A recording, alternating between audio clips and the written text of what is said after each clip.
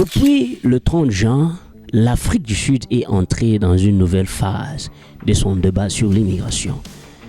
Alors que plusieurs personnes s'attendaient à ce que la date du 30 juin marque une journée de grandes opérations spectaculaires, un mouvement inoubliable de choses impossibles, parce que toute l'Afrique avait les yeux fixés sur l'Afrique du Sud et attendait à voir ce qui va se passer le 30 juin.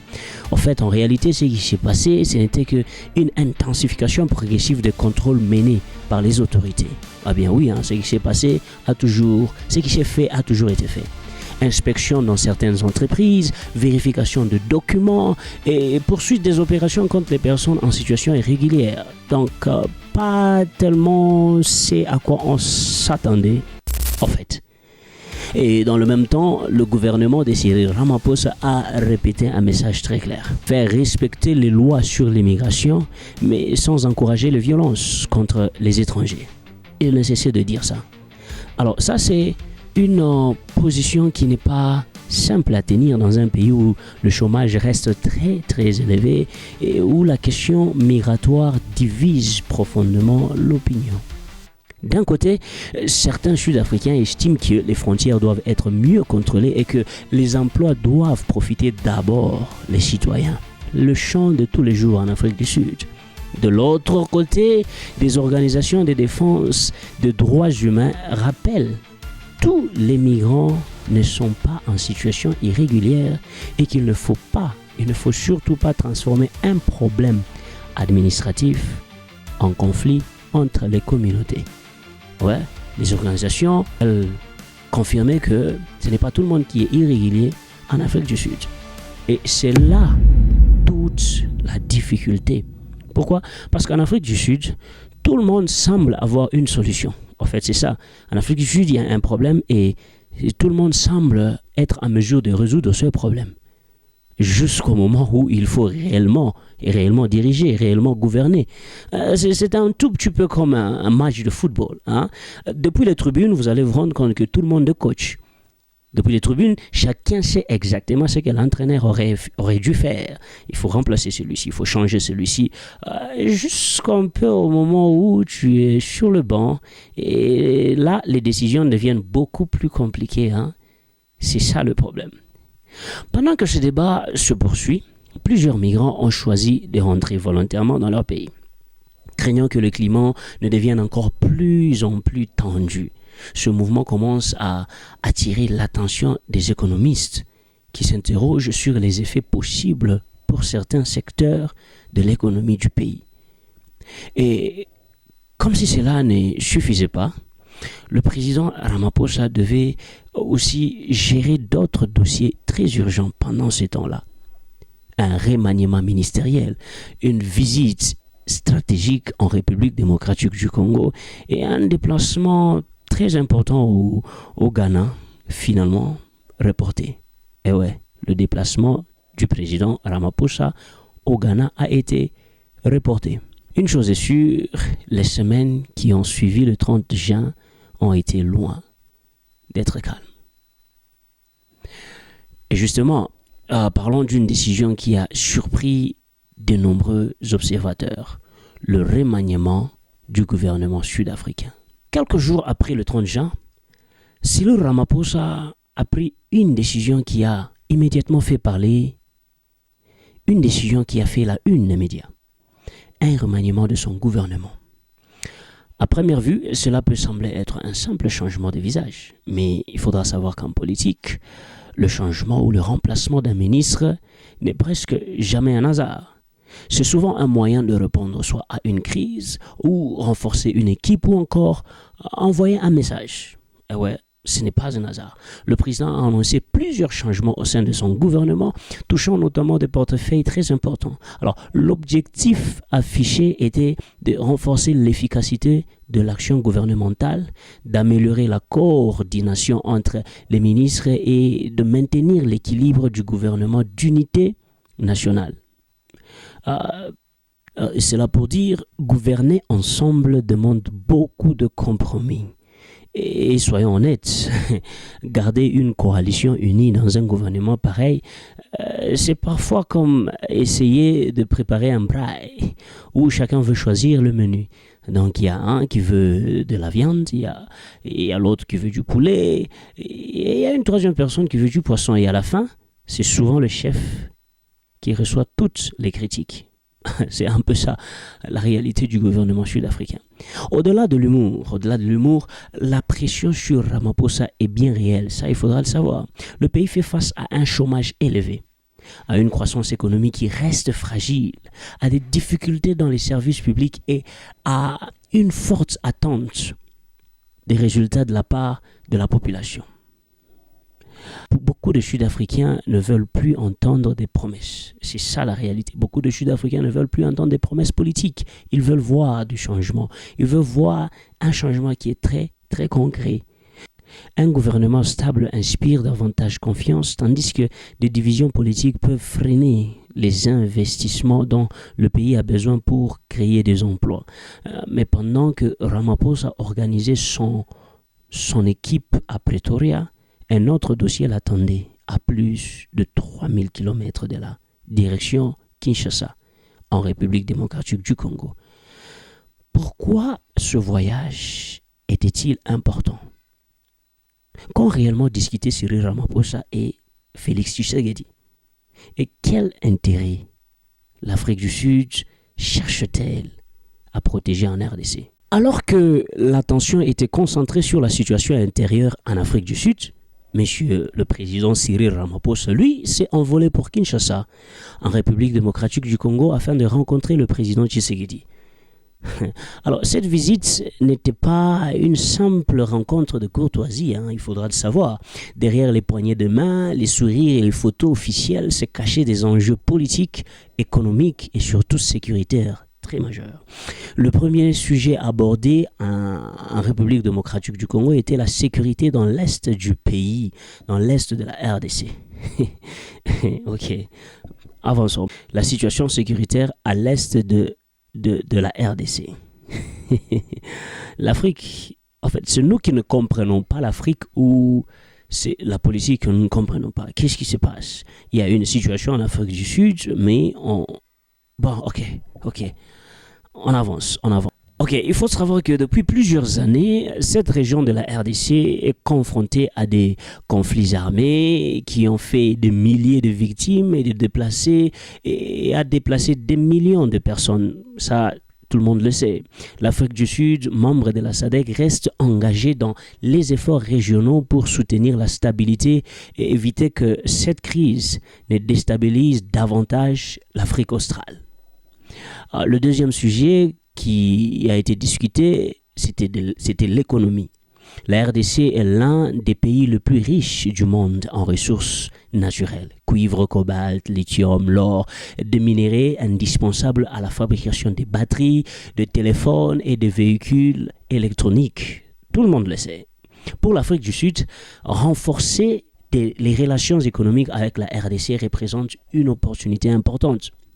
Les deux présidents ont discuté l'investissement, l'infrastructure, l'énergie, le transport et le développement du commerce entre les deux pays. Autrement dit, Pretoria ne regarde pas seulement vers Kinshasa avec des yeux diplomatiques, mais aussi avec des yeux d'investisseurs.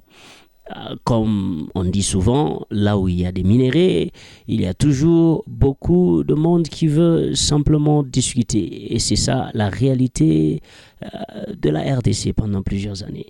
Les deux chefs d'État ont également évoqué le rôle de la SADC et de l'Union africaine, réaffirmant leur volonté de privilégier le dialogue pour résoudre les crises régionales.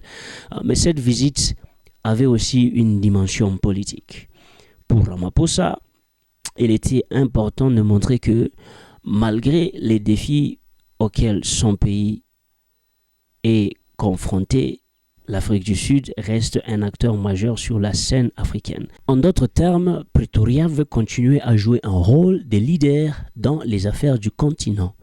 Cependant, pendant que Ramaphosa renforçait des relations avec Kinshasa, une autre visite diplomatique allait prendre une tournure inattendue. Son déplacement prévu au Ghana a été reporté. Il a été reporté. Alors, pourquoi le Ghana a-t-il reporté la visite de Ramaphosa.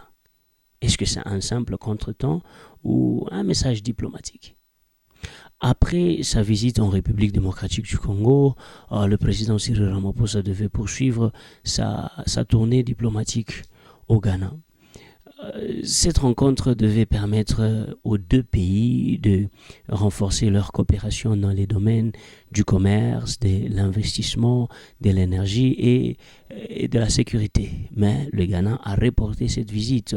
Déjà, il faut savoir que le Ghana était le premier pays à se lever pour organiser le rapatriement de ses citoyens. Alors quand toute cette situation a pris de l'ampleur, c'était le Ghana qui a été le premier à se lever et a ouvert la porte aux autres pays qui ont suivi. Contre toute attente, la visite a été reportée. Officiellement, les autorités ont évoqué des contraintes liées au calendrier de deux présidents. Toutefois, ce report est intervenu dans un contexte particulièrement sensible. Ça, il faudra le savoir. Alors, depuis plusieurs semaines, les images des tensions visant certains migrants africains en Afrique du Sud circulaient largement sur les réseaux sociaux et dans les médias du continent. Au Ghana, ces événements ont suscité des inquiétudes parmi une partie de l'opinion publique.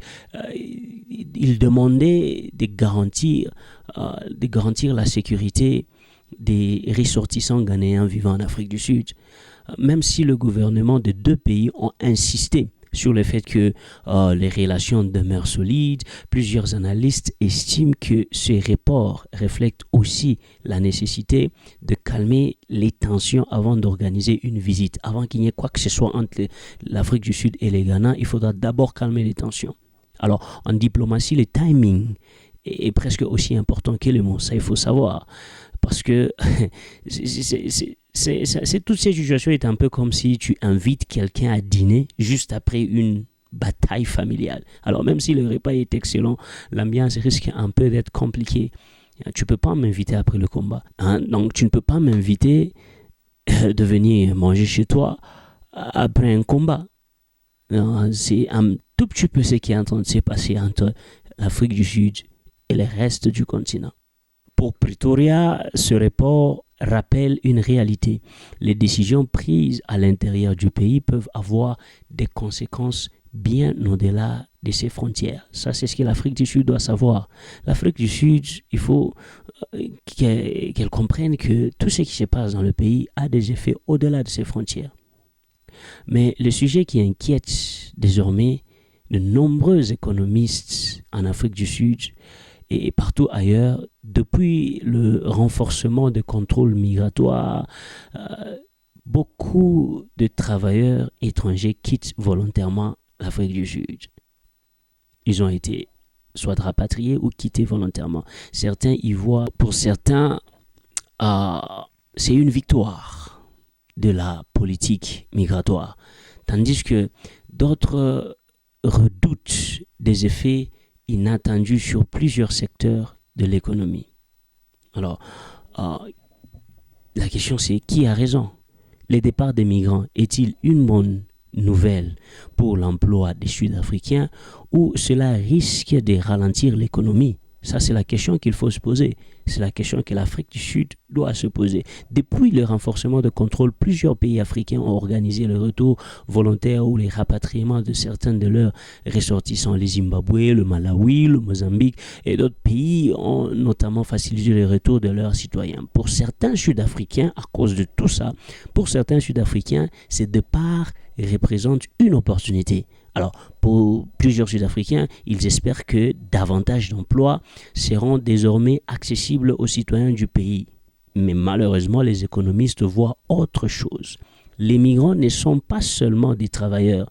Ça, c'est ce qu'il faut savoir. Ils ne sont pas seulement des travailleurs. Ils sont aussi des consommateurs, des locataires, des entrepreneurs et des clients qui participent à l'économie locale. Leur départ peut donc réduire l'activité de certains commerces et créer des difficultés de recrutement dans des secteurs comme l'agriculture, la restauration ou même la construction. Ça c'est apparemment quelque chose que les Sud-Africains ignorent. C'est un peu comme retirer plusieurs joueurs d'une équipe en plein match.